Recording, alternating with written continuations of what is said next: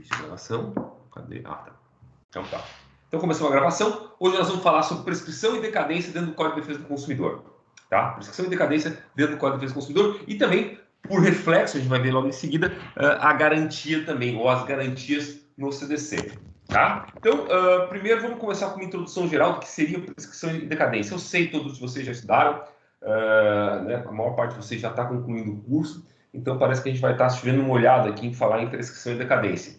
Tá? Mas prescrição e decadência são institutos que representam o efeito do tempo das relações jurídicas. Tá? Essa é a ideia principal que a gente tem que ter aqui. Tá?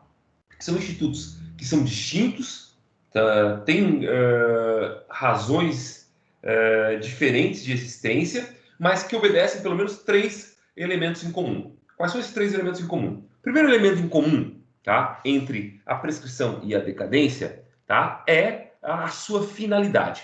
Tá? Qual é a finalidade? Oh, meu Deus, cadê aqui? Qual é a finalidade da prescrição e da decadência? Bom, basicamente, a prescrição e a decadência, elas têm como finalidade proteger a segurança jurídica, tem como finalidade obedecer a esse princípio da segurança jurídica, né? É entender que o exercício de determinadas pretensões ou determinados direitos não pode ficar...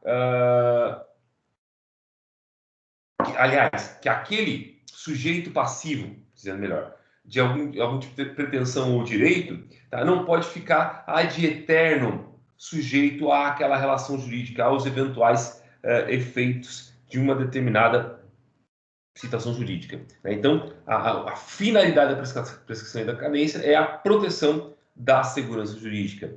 Tá? Bom, um outro elemento em comum entre a prescrição e a decadência é que ambos os institutos nascem da omissão de um titular de um direito potestativo ou colaborativo. Tá? Se se tratar de um direito potestativo, eu vou estar diante da decadência. Se se tratar de um direito colaborativo, eu vou estar diante da prescrição. Tá? A ideia por trás aqui é para relembrar as lições do professor Lucas Alberton, né, é que camarão que dorme a onda leva. Né? Então, se o direito lhe assegura o exercício de um determinado direito, ou se o ordenamento jurídico lhe assegura o exercício de um determinado direito por um tempo específico, é necessário que você exercite esse direito sob pena de perdê-lo. Tá? Se não o direito, pelo menos a capacidade de exercê-lo. Tá? E aí o terceiro elemento em comum é que ambos institutos nascem, tá, desse fato jurídico em sentido estrito, não sei por que não está aqui em sentido estrito, lembrei por quê, em sentido estrito, que é o decurso do tempo. Tá? O decurso do tempo, ele gera efeitos nas relações jurídicas. No caso aqui, esse efeito vai corresponder a uma sanção pelo não exercício de um direito dentro de um determinado período de tempo. Tá? Beleza? Bom, a distinção essencial que a gente tem que levar em consideração aqui, para poder definir, e aí falamos dos elementos em comum, agora vamos falar dos elementos distintivos, tá? A distinção essencial entre prescrição e decadência parte de uma distinção entre direitos colaborativos e direitos potestativos, tá? Diz aqui o nosso texto aqui, ó. A distinção entre prescrição e decadência depende da identificação do tipo de direito, não é subjetivo, ignore o sujeito do direito, do tipo de direito do indivíduo. Se se tratar de direito colaborativo, estar-se-á diante de um prazo prescricional. Tratando-se de direito potestativo, o prazo será decadencial. Bom, só para rememorar aqui, um direito colaborativo é aquele direito que depende de uma prestação de outro. Tá? Eu preciso, tá, de uma ação ou de omissão de outrem para que o meu direito se realize. Eu preciso da colaboração, então, de uma outra pessoa. Tá? Por excelência, as obrigações, sejam elas decorrentes de atos lícitos ou ilícitos, tá, são direitos colaborativos. Por quê? Ora, porque são direitos que têm, tá, em seu núcleo principal, tá, um dever de prestar, um dar, um fazer ou não fazer, que o credor pode exigir de outro, do devedor. Tá? Então, por exemplo, contratos implicam sempre na criação de direitos colaborativos. Tá? Contratos implicam sempre na criação de direitos colaborativos. Por outro lado, o ordenamento jurídico reconhece também aqueles direitos que são potestativos, tá? Potestativos, vem de poder, tá? Bom, esses direitos são aqueles direitos que impõem uma sujeição a outrem, tá? Independentemente de sua vontade, tá? São direitos que implicam sempre na criação, na modificação ou na extinção de relações jurídicas, tá? Na criação, na modificação ou extinção de relações jurídicas. Esses direitos potestativos, eles se caracterizam justamente por não serem ou não precisarem, tá, da colaboração da outra pessoa. Por isso, eles se impõem, tá, independentemente da vontade do outro. Tá? Um exemplo de direito potestativo reconhecido no nosso ordenamento jurídico é a anulação ou a possibilidade de anular um negócio jurídico que tem um vício de consentimento, tá? A anulação, por exemplo, dolo, coação, etc. Deixa eu até pegar o artigo aqui. Ela é um efeito, ou desculpa, é um direito potestativo. Potestativo para exigir a anulação de um negócio jurídico, eu não preciso, de forma alguma, de colaboração da outra parte. Tá? Colaboração da outra parte.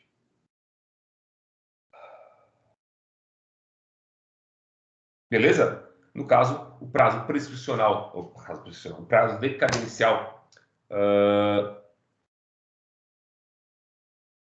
no caso de uma ação de anulação, né, é de 4 anos, é o artigo 178 do Código Civil. Beleza, gente? Tranquilo? Então tá. Quando eu estiver diante de direitos colaborativos, aqueles que dependem de uma prestação de outrem, tá? Eu vou estar diante de prazos prescricionais.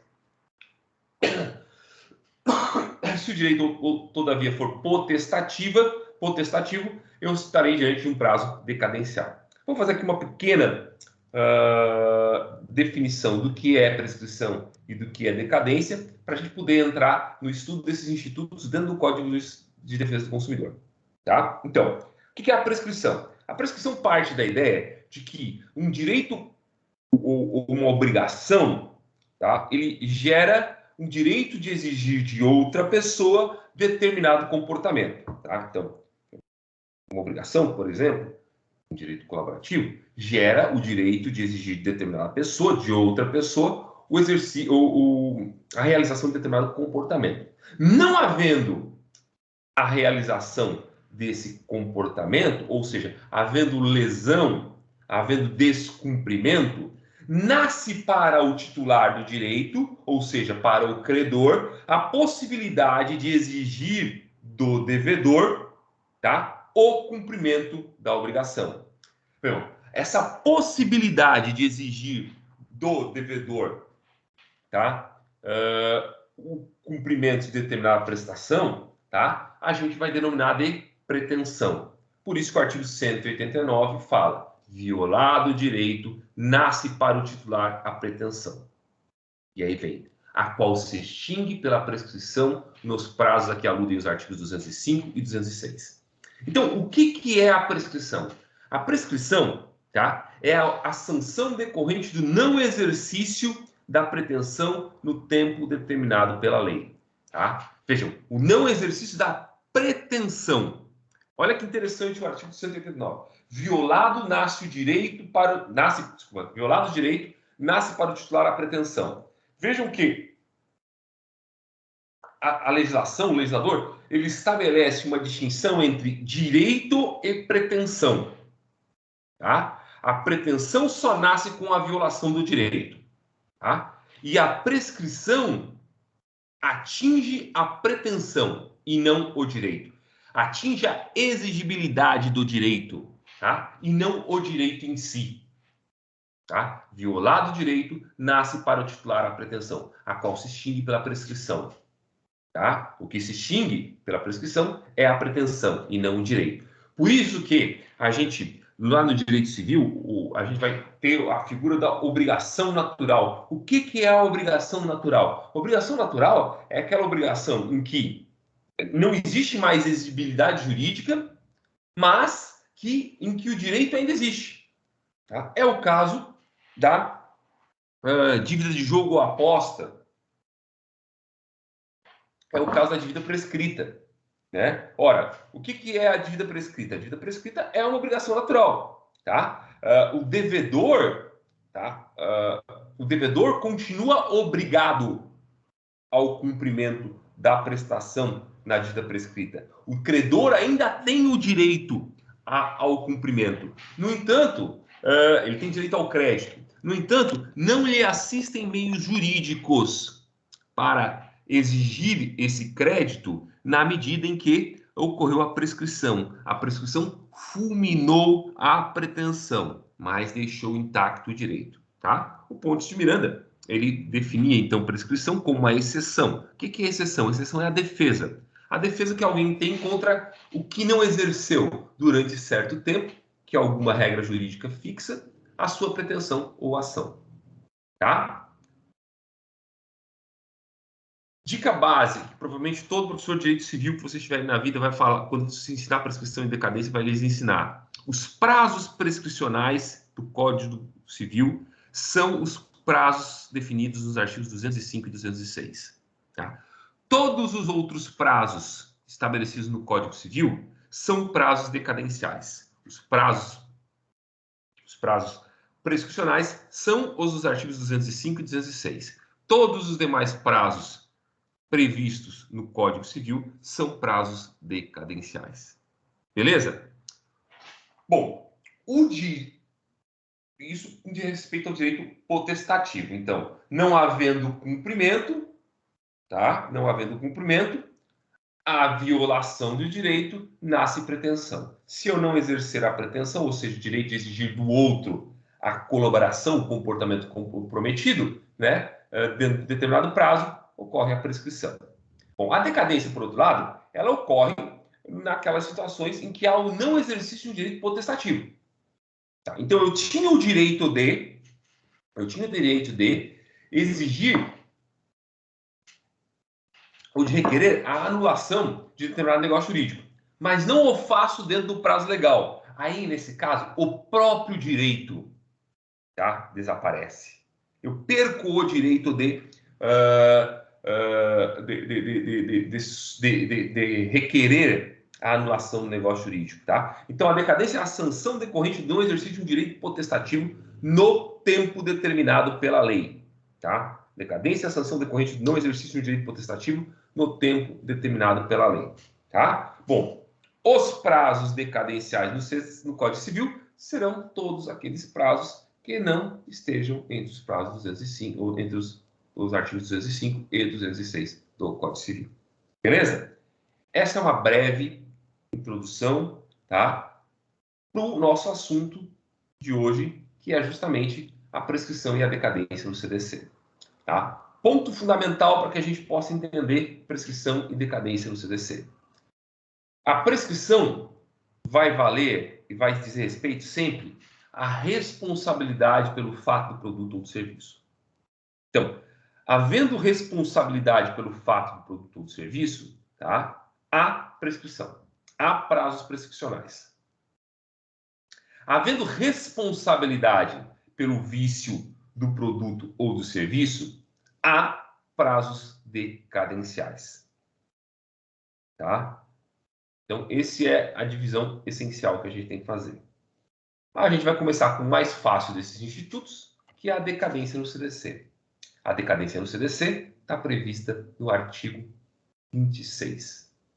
Direito de reclamar pelos vícios aparentes ou de fácil constatação caduca em 30 dias, tratando-se de fornecimento de serviço ou de produtos não duráveis. 90 dias, tratando-se de fornecimento de serviço e de produtos duráveis. Então, vejam só, eu tenho dois prazos decadenciais no CDC. Diante de um vício, tá? Diante de um vício no fornecimento de um serviço ou de um produto não durável, tá? O consumidor tem o prazo de 30 dias para reclamar desse vício. Ou seja, requerer na forma dos artigos 18, 19 e 20 do CDC, 18, 19 e 20 do CDC, tá? O reparo do vício. Ou a substituição, o abatimento do preço, a substituição do produto ou do serviço, o abatimento do preço ou a restituição do dinheiro. Ou, no caso de serviço também, a reexecução do serviço. Tá? 30 dias. Esse é o prazo que eu tenho, tratando-se de direito de fornecimento de serviço ou de produto não durável. 30 dias. Se, por outro lado, o serviço ou o produto forem duráveis, o meu prazo decadencial será de 90 dias. Tá? Então, para pegar lá um exemplo, tá? Com base no artigo 18, por exemplo, do CDC. Tá? Eu comprei esse celular pela internet. Esse celular chegou para mim. Ah, não, eu comprei ele na loja. Abri a embalagem e quando eu abri o celular, tá? Quando eu abri o celular, eu verifiquei que a tela dele estava rachada, tá? Segundo o artigo 26, inciso 2 do CDC, trata-se de um produto durável, eu tenho prazo de 90 dias para requerer, para reclamar ao fornecedor, tá? Exigindo dele o reparo do vício, o reparo do produto. Tá? E aí abre aquele prazo de até 30 dias que ele tem para efetuar o reparo do produto. Tá? Efetuar o reparo do produto. Não havendo reparo do produto nesses 30 dias, aí... Só um minutinho, só deixa eu concluir. Tá? Não havendo reparo desse produto no prazo de 30 dias, aí abre-se para mim, na forma do parágrafo 1º do artigo 18, as 3 alternativas, ou seja, a substituição do produto por um da mesma marca, modelo e espécie, o abatimento proporcional do preço, ou então a restituição da quantia paga. Desculpa, eu não ouvi quem é que falou, pode falar agora, por favor. Eu, a Carla. Só uma pergunta, você está falando aí desse bem não durável ter 90 dias, é isso, né? Desculpa? Está falando do prazo aí de 90 dias, né? Isso. Ele trocar, mas isso inclui, por exemplo, com 25 dias deu problema, deu um vício, eu vou até a loja e eles encaminhar para assistência. Entra dentro desse prazo de 90 dias ou seria obrigado a trocar? Não, tá adiantando um pouco, tá? Mas, assim, a reclamação, a gente vai ver logo em seguida, ela obsta o prazo decadencial, tá? Ou seja, no momento que tu reclama, que tu leva ao conhecimento do fornecedor o defeito, o prazo fica em suspenso, tá? Até que ele possa lhe dizer se conseguiu reparar ou não o produto, tá? Que daí é quando o prazo recomeça. Beleza? Mas a gente já vai ver isso em seguida também. Tá, beleza? Então, primeira coisa, a gente lembrar o que está no artigo 26, que os prazos decadenciais são 2, tá? 30 dias tratando-se de serviço ou produto não durável, 90 dias tratando-se de produto, de serviço ou produto durável, tá? Beleza? Esse é o prazo que eu tenho para reclamar. Reclamar o quê? Alguma providência do fornecedor, tá? Tratando-se de produto, vício de qualidade do produto, artigo 18, parágrafo 1º. Primeiro, eu tenho que dar a oportunidade para o fornecedor reparar o vício, tá? Tratando-se de vício de qualidade, de quantidade, desculpa, do produto, ou vício do serviço, não há necessidade de prazo, não há prazo, né, para o fornecedor reparar o vício. A gente viu isso na aula passada. Só o vício de qualidade do produto é necessário que eu dê prazo ao fornecedor para que ele efetue o reparo do vício. Aliás, excetuando-se naquelas hipóteses em que a substituição da parte viciada compromete a qualidade do produto de forma definitiva, né? Ou então, quando se tratar de produto essencial. Salvo engano, é o parágrafo 3º do artigo 18. Eu não estou com o CDC aqui aberto, mas salvo engano, é o parágrafo 3º do artigo 18. Beleza? Então, primeira coisa é essa. Segunda regra que a gente tem que saber, ainda quando se trata de prazo decadencial, tá? É a questão do início da contagem do prazo. A partir de que momento eu começo a contar esse prazo de 30 ou 90 dias? Bom, se no primeiro caso a distinção dos prazos se dava a partir da durabilidade ou não do produto, no segundo caso, vai ser a distinção ou a contagem do prazo vai levar em consideração a distinção do tipo de vício, tá? Ou seja, a distinguir aqueles vícios que são aparentes daqueles vícios que são ocultos, tá? Diz lá o parágrafo 1º do artigo 26. Inicia-se a contagem do prazo decadencial a partir da entrega efetiva do produto ou do término da execução dos serviços. Então, abri a embalagem do celular,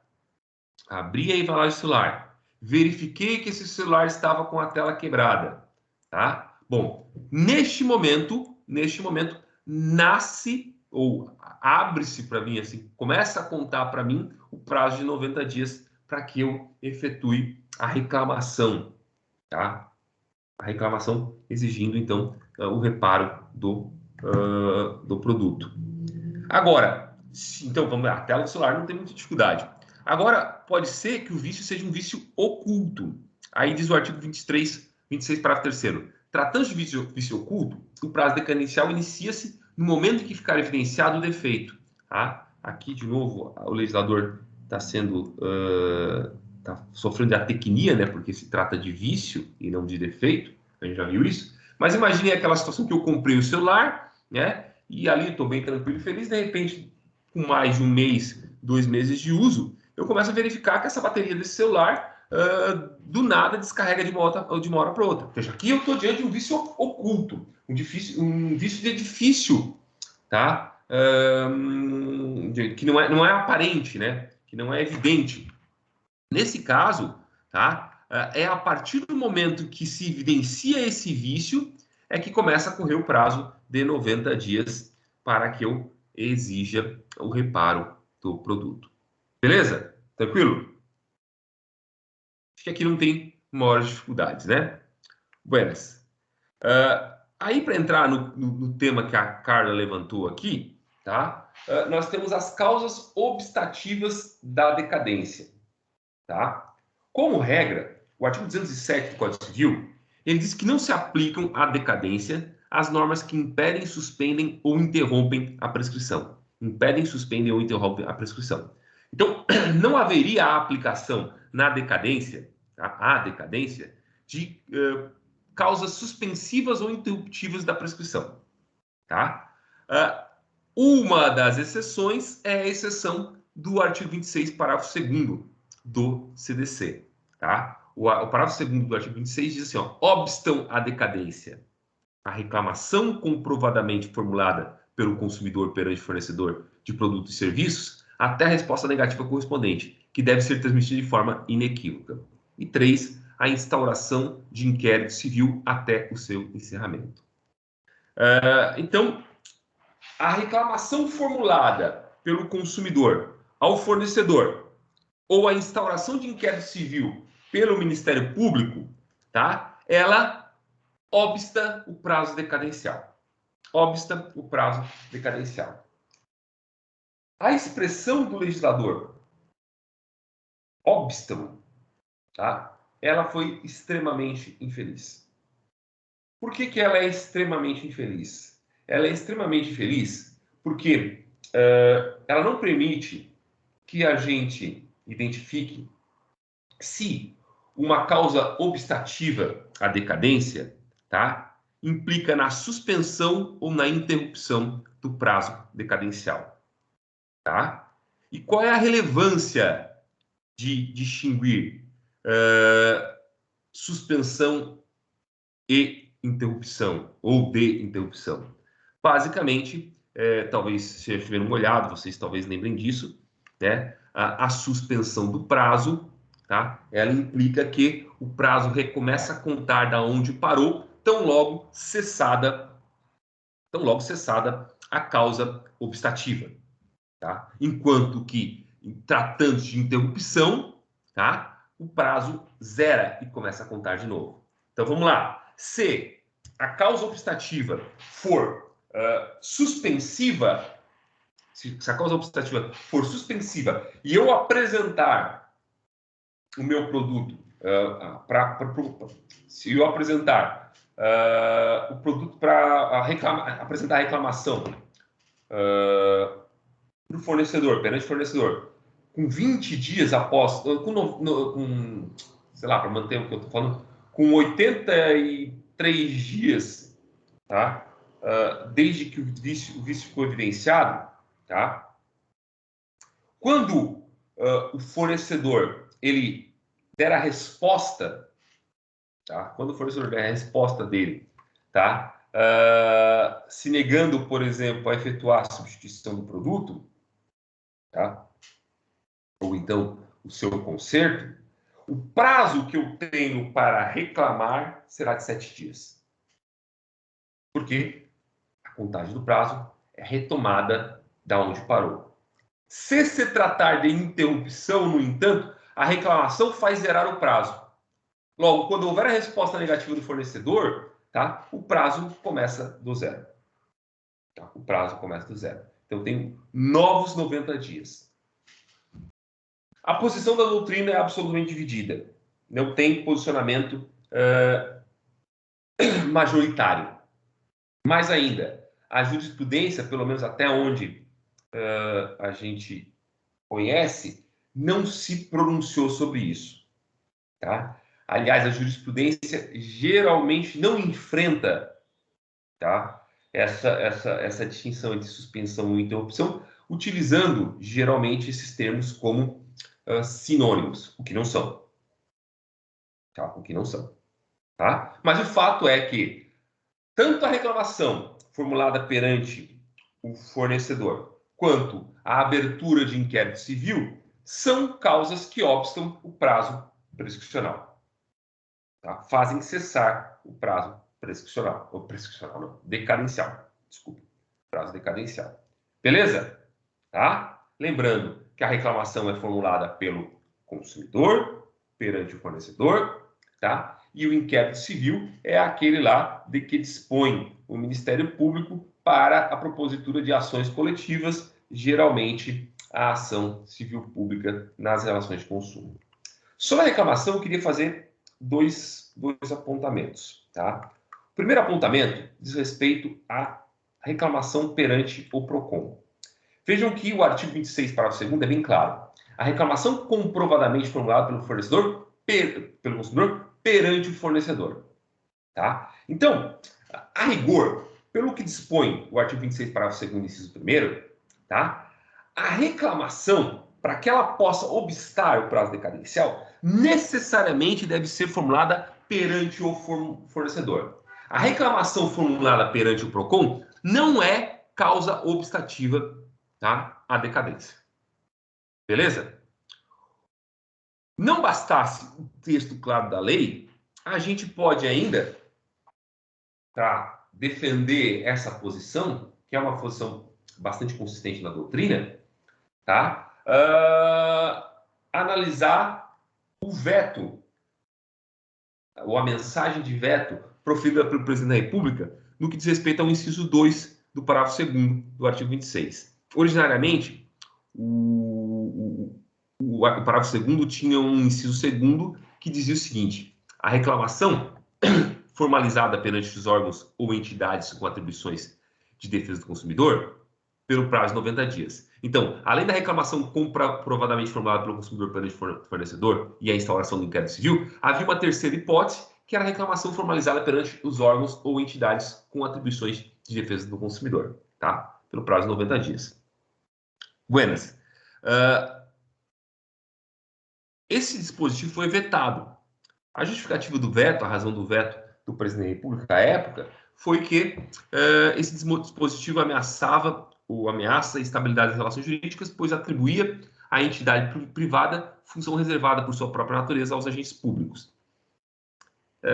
Bom, primeiro, isso é parcialmente verdadeiro, porque ainda que a gente pode pensar em órgãos ou entidades com atribuição de defesa do consumidor que tem um caráter privado, né? Mas os PROCONs não são assim, né? Os PROCONs são autarquias públicas. Logo, a razão do veto não se justificaria no caso específico dele. Mas o fato é que o presidente da República e o legislador, por não ter derrubado o veto, eles entenderam que a reclamação formulada perante o PROCON, né, e não perante o fornecedor, não tem o condão, não tem a força para obstar a decadência, tá? Então isso, a partir disso também a maior parte da doutrina entende nesse sentido. Ocorre que a jurisprudência não pensa exatamente da mesma forma, tá?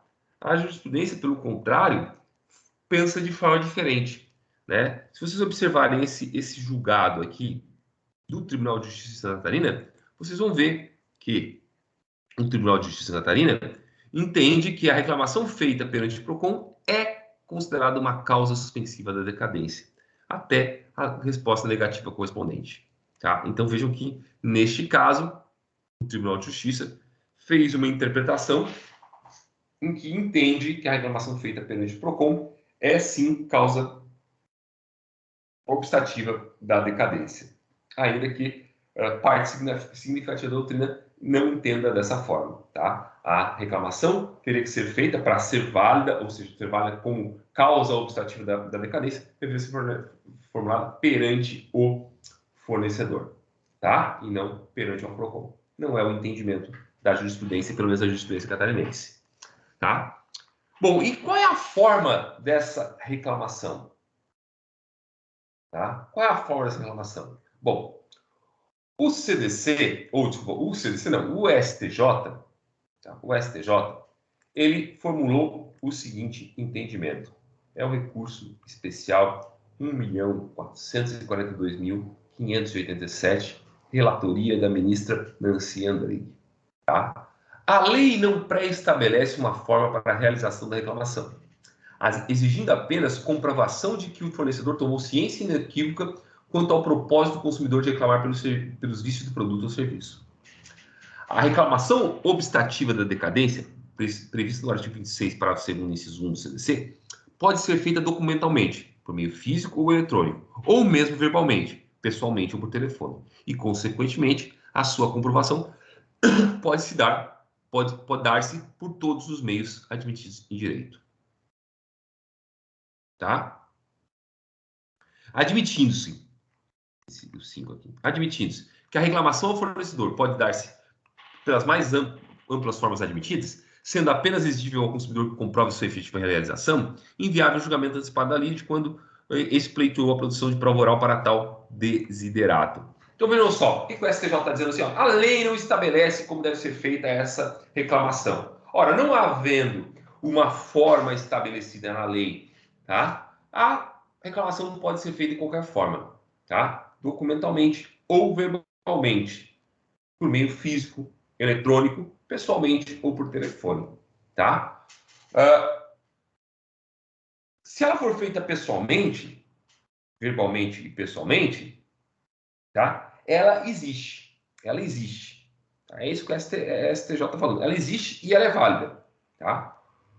Competindo, no entanto, ao consumidor fazer prova de que fez a reclamação.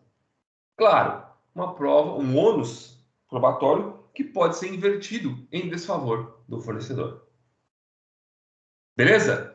Então, o que nós temos da reclamação até agora? O que nós estudamos sobre a reclamação? Tá? A gente viu que a reclamação que obsta o prazo decadencial deve ser feita perante o fornecedor. Essa é a regra geral. Tá? Essa é a regra geral. Tá? A jurisprudência, especialmente a jurisprudência de Santa Catarina, entende que essa reclamação, se for feita perante o PROCON, também pode obstar o prazo decadencial. Tá? Outra coisa fundamental é saber que ela não tem forma definida. Pode ser documental, pode ser verbal, tá? Pode ser por meio físico, pode ser por meio eletrônico, pode ser por telefone ou pessoalmente pelo próprio consumidor. Tranquilo? Buenas. Inerente à ideia de prazos decadenciais vai estar a ideia de garantia no CDC. O CDC, ele reconhece duas espécies de garantia. Só um minutinho, eu vou lá pegar um cafezinho. Tá? Coisa de um minutinho.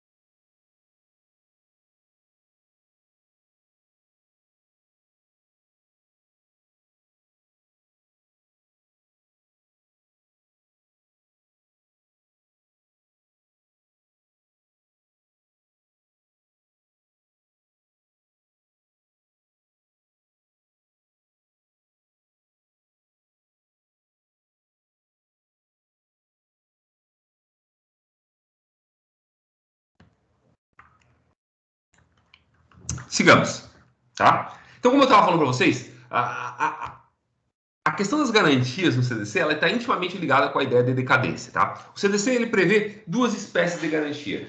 Uma garantia legal, que está prevista no artigo 24, tá? E uma garantia contratual, que está prevista no artigo 50. Diz lá o artigo 24. Tá? A garantia legal de adequação do produto ou serviço independe de termo expresso, vedado a exoneração contratual do fornecedor. Tá? Então, a garantia legal, tá, é aquela que decorre da lei. Ela é obrigatória, não podendo ser afastada, tá, por contrato ou por vontade das partes. Não precisa de termo expresso, se dá independentemente da vontade das partes, tá? Sendo impossível, inclusive, o seu afastamento, tá? Qual é o prazo da garantia legal? Bom, o prazo da garantia legal, gente, são exatamente, ou os prazos da garantia legal são exatamente os prazos dos incisos 1 e 2 do artigo 26 do CDC. Ou seja, por quanto tempo o fornecedor garante a adequação de um produto ou um serviço durável? Por 30 dias. Da sua aquisição até 30 dias. Tá? Respondendo também pelos eventuais vícios ocultos por mais de 30 dias. Por quanto tempo o fornecedor garante a adequação do produto ou do serviço durável? Por 90 dias. Tá? Por 90 dias. Da sua aquisição até o fim do prazo de 90 dias, por óbvio, né? Ou, se tratando de vício oculto, né? Não da aquisição, mas a partir do momento que o vício está evidenciado. Beleza? Então, quais são os prazos de garantia legal? Tá? Qual é a garantia legal que o consumidor tem? Tá? Tratando-se de produto ou serviço durável, não durável, 30 dias. Tratando-se de produto ou serviço durável, 90 dias. Esta é a garantia estabelecida pela lei. Por quanto tempo o meu fornecedor garante a adequação deste serviço, desse produto celular? 90 dias. 90 dias. Tá? Beleza? Tranquilo? Nada obsta, no entanto, que de forma complementar a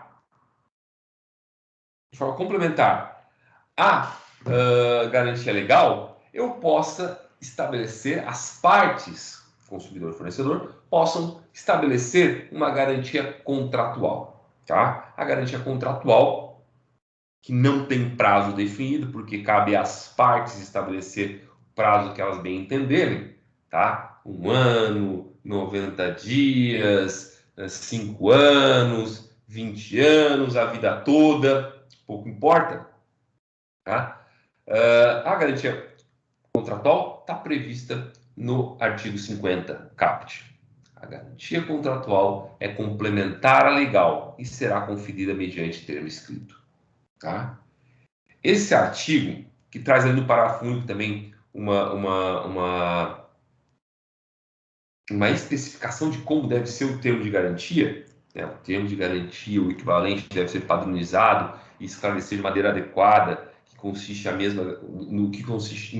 mesma garantia, bem como a forma, o prazo e o lugar em que pode ser exercitado e os ônus a carga do consumidor, devendo ser entregue devidamente preenchido pelo fornecedor no ato do fornecimento, acompanhado de manual de instrução da instalação e uso do produto em linguagem didática com ilustrações. Qualquer pessoa que já fez uma compra na vida de algum produto já passou por essa situação. Né? Comprou lá um ventilador, vem lá o fornecedor, o vendedor, lhe entrega o manual de instrução, né? E também a garantia do produto. Essa garantia aí é a garantia contratual. Essa garantia contratual, tá? Como tá aqui na nossa tabelinha aqui, ó, ela se difere da garantia legal, primeiro, por se tratar de uma garantia opcional. As partes podem ou não convencionar. O fornecedor pode ou não oferecer essa garantia contratual ao consumidor. Ele não está obrigado a. Tá? Ele está obrigado a respeitar o prazo de 30 e 90 dias da garantia legal. Agora, na garantia contratual, ele só dá essa garantia se ele o quiser.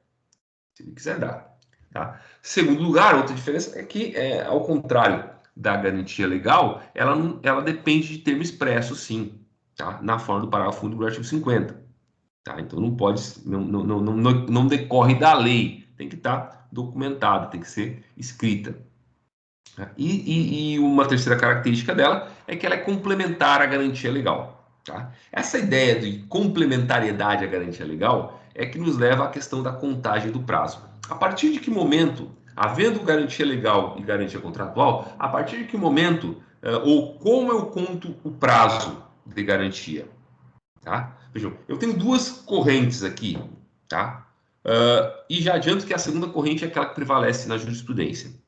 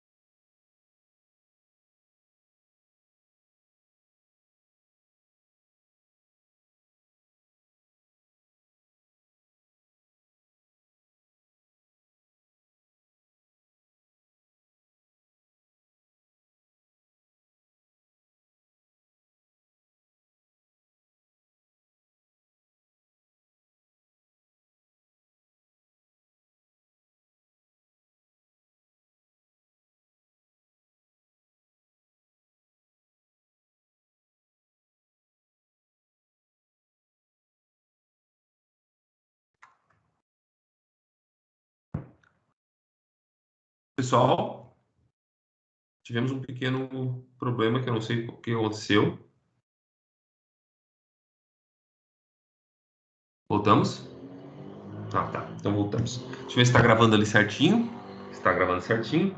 Deixa eu botar de volta a tela para compartilhar. Não sei o que aconteceu, não me perguntem. Tá? Então, a primeira corrente vai dizer o seguinte, tá? A primeira corrente diz assim, havendo garantia legal e garantia contratual, por exemplo, a garantia legal de 90 dias e a garantia contratual de 1 ano, o período da garantia legal já estaria incluído dentro da garantia contratual, tá? Então, dentro desse 1 ano, tá? Eu teria, vamos dizer assim, 3 meses ou 90 dias, né, de garantia legal e 9 meses de garantia contratual. A segunda corrente, no entanto, que é a que prevalece, ela entende de forma diferente, tá? Ela diz assim, olha, a garantia legal a garantia complementar, a contratual é complementar a garantia legal. Então, o que acontece? Eu conto primeiro o prazo de 1 ano, tá? Da garantia contratual, acabou 1 ano, começa o prazo de 90 dias da garantia legal. Tá? Então, após o término da garantia contratual, começa o prazo da garantia legal. Essa é a posição prevalecente prevalente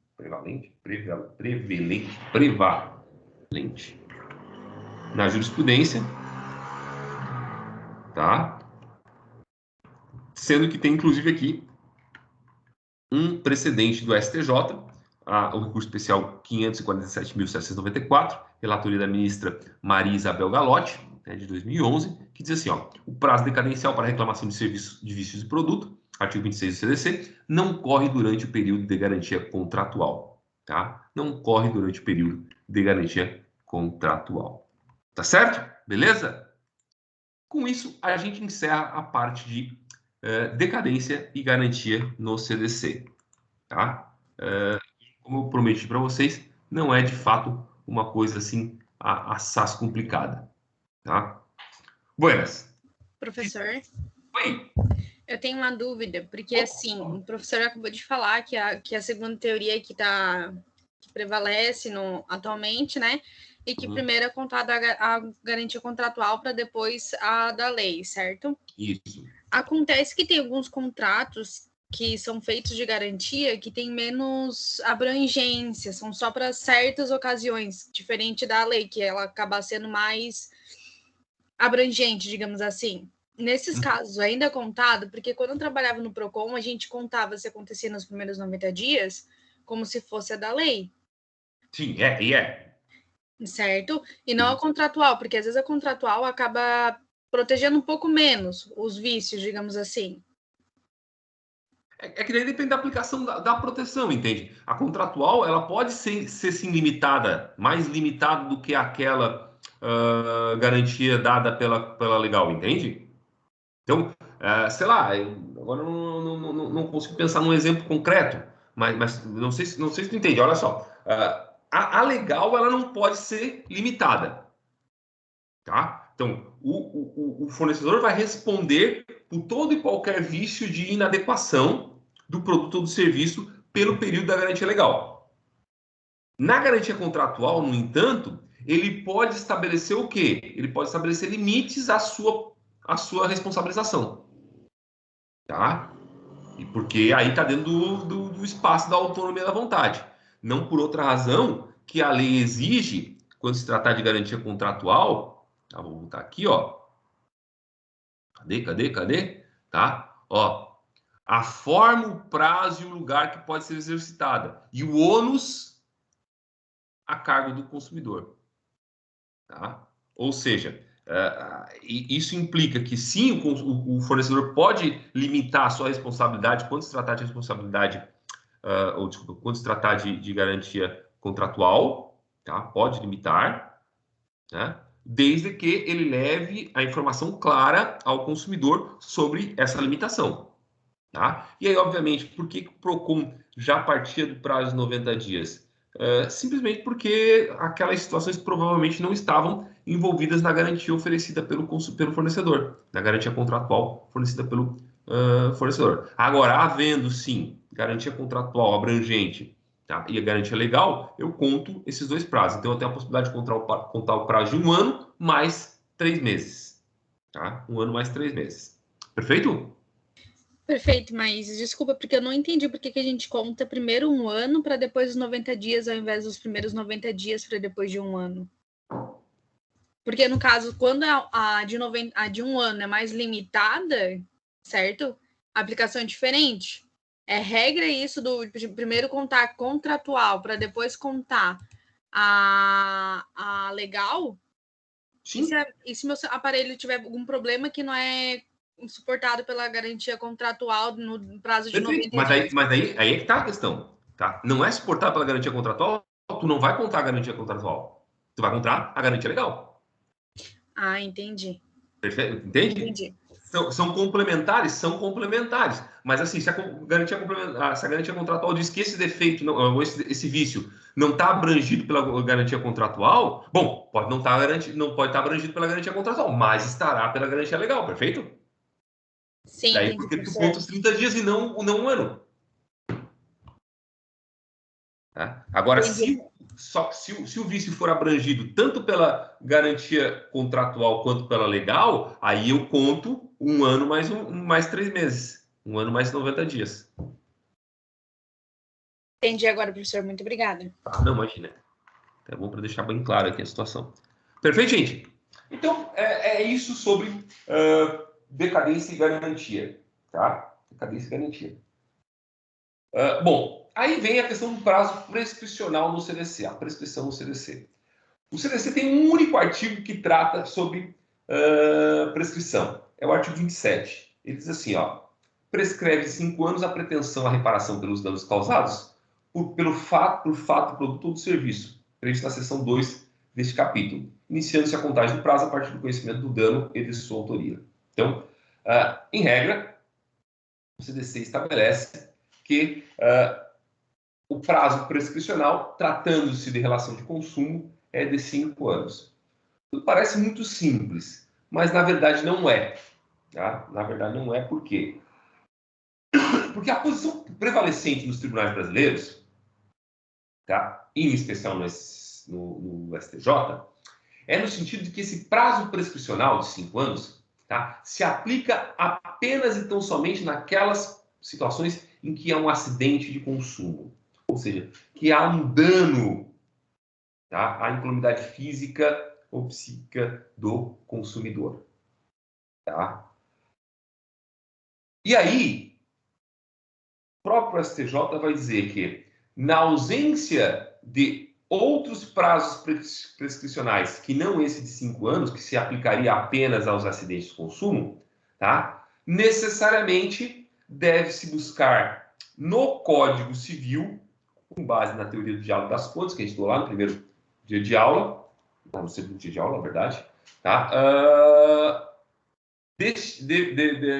Verificar qual é o prazo prescricional aplicado.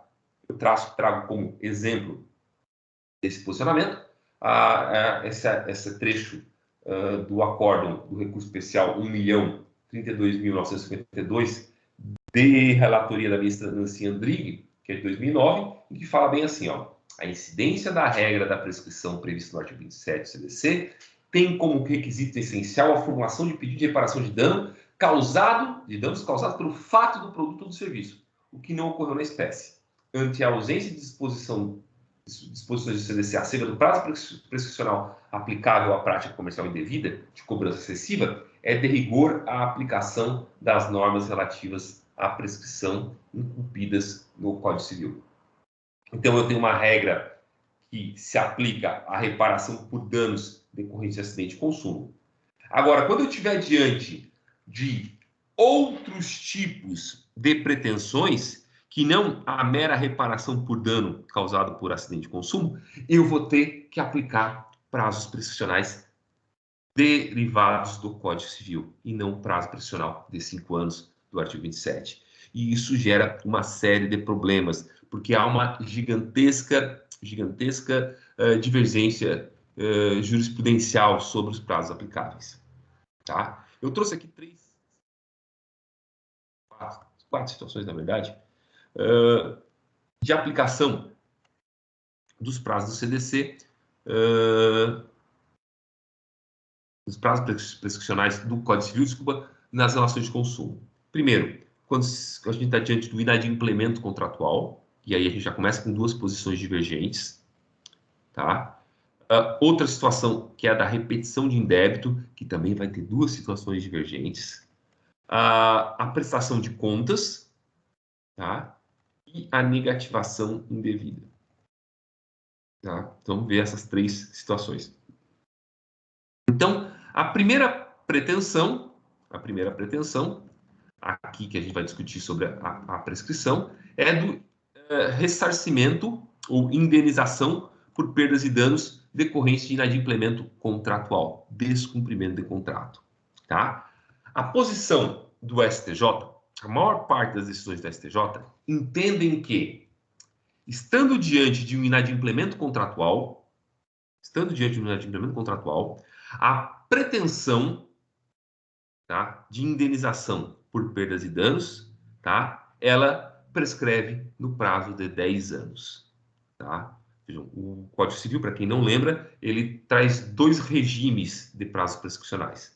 O 205, ele estabelece um prazo geral, tá? E o 206, prazos específicos para determinadas pretensões. Não havendo um prazo específico, aplica-se o prazo geral do artigo 205. Bom, nesse caso aqui, né, que eu trouxe a lume aqui, trata-se de uma discussão sobre perdas e danos decorrentes de atraso na entrega de obra. Tá? O tribunal reconheceu o inadimplemento contratual, né, e entendeu que, nesse caso, aplica-se o prazo prescricional de 10 anos previsto no artigo 205 do CCC, do Código Civil, né, diante da inexistência de regra específica. Tá? Da existência de regra específica no Código Civil. Por outro lado, recurso especial, aquele era o recurso especial, então, vamos pegar aqui o número 1.591.223, relatoria do ministro João Otávio Noronha. No entanto, nesse outro acórdão, tá, que também é de 2016, tá, que é de relatoria do ministro Marco Aurélio Belize, tá, que é o recurso especial 1.281.594, o tribunal entende que o prazo prescricional, tratando-se de inadimplemento contratual, é de 3 anos. com base no artigo 206, parágrafo 3º, inciso 5, tá? Que trata lá, tá, da pretensão à reparação civil. Tá? E diz lá, então, que prescreve no prazo de 3 anos, tá? A pretensão da reparação civil. Então, vejam que o mesmo tribunal está dando posicionamentos diferentes, prazos prescricionais diferentes, tá? Ainda que pretensões semelhantes, tanto num caso quanto no outro. O que se requer é a pretensão que se requer é a reparação civil. Né? No primeiro caso, no entanto, o STJ entendeu que o prazo prescricional é de 10 anos, tá? Por entender que naquele caso específico não havia, não se encaixava, aquela situação específica não se encaixava em nenhuma das hipóteses 206, enquanto que, num outro julgamento, o tribunal entendeu que sim, nesse caso, se encaixa na pretensão de reparação civil do artigo 206 e aplicou o prazo prescricional trienal e não decenal. Interessante essa situação. Professor, como é que eu vou saber? Na prática e a partir da argumentação e da sorte, pelo menos, ver com que juiz vai, com que ministro vai cair. Uma outra situação é a repetição de indébito, tá? Vejam aqui, eu tenho uma situação de cobrança indevida de valores, né? O autor propôs a ação de repetição de indébito, então requereu a devolução do que indevidamente pagou. O tribunal entendeu que, nesse caso, se aplica o artigo 206, parágrafo 3º, inciso 4, tá? Que é aquele que diz que prescreve em 3 anos a pretensão de ressarcimento pelo enriquecimento sem causa. Tá? No entanto, o mesmo tribunal já sumulou, tá? Na súmula 412, tá? E na sua jurisprudência, que a ação de repetição de indébito de tarifas de água, esgoto e telefonia sujeitam-se ao prazo prescricional de 10 anos, tá? Prazo decenal, e não o prazo do 203, parágrafo 3º do inciso 4. Por que regimes diferentes? Não sei. Tá? Como eu disse, o STJ não é caracterizado por ser tão uniformizador de jurisprudência quanto deveria ser. Na verdade, ele acaba causando, às vezes, mais confusão do que resolvendo problemas. Tá? No que diz respeito à prestação de contas, tá? O STJ entende que não se aplica também o prazo decadencial do artigo 27. Ué, por que está no artigo 26 aqui? Ah, não, tá, claro, o prazo decadencial do artigo 26 não é aplicável à prestação de contas, então aqui o STJ entende, nessa súmula, que a pretensão, a reparação, a prestação de contas, ela prescreve no prazo decenal de 10 anos, né? Ou seja, na regra geral do artigo 205 caput, tá? E no caso de negativação indevida, aqui tem uma mudança de jurisprudência do STJ. Até recentemente, havia uma divisão nas turmas, na terceira e na quarta turma da STJ, sobre o prazo prescricional aplicável, né, no que diz respeito à indenização por dano moral decorrente de negativação indevida, ou seja, inscrição indevida do nome do consumidor no cadastro dos inadimplentes, ou seja, não me fugiu agora o nome, SPC Serasa, né, por exemplo. Tá? No entanto, de 2017 para cá, tem se reforçado uma tendência dentro do STJ, tanto na terceira quanto na quarta turma agora, de se aplicar, então, um prazo prescricional de 3 anos, tá? Do artigo 206, parágrafo 3º, inciso 5 do Código Civil. Tá? Então, antigamente se entendia que esse prazo prescricional era de 10 anos, tá? Indenização por conta de negativação indevida, tá? E atualmente a jurisprudência caminha para uma uniformização do entendimento de que o prazo prescricional para discutir eventual dano moral decorrente de anotação indevida no cadastro de inadimplentes, tá? Prescreve em 3 anos, que o prazo prescricional seria de 3 anos. Tá? Então, essas são situações da casuística, casos concretos que são enfrentados nos tribunais cotidianamente, né? E que daí, claro, obviamente,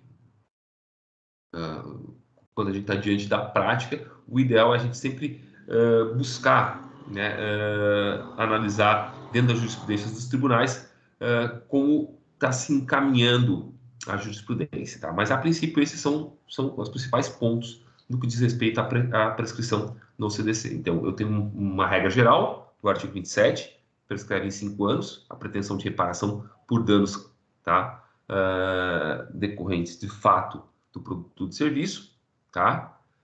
No entanto, excepcionalmente, fora dessa regra geral, tá? Eu aplico as hipóteses do Código Civil. Então, os artigos 205 e 206 do CC. Tá? Bom, e aplicam-se, então, também, na medida em que o Código de Defesa do Consumidor é super sucinto, sintético, em falar sobre os prazos prescricionais, né, se aplicam as mesmas regras de suspensão e interrupção do Código Civil, aquelas previstas nos artigos 197 e 204. Tá? E é isso. Vejam, como eu prometi para vocês, é uma aula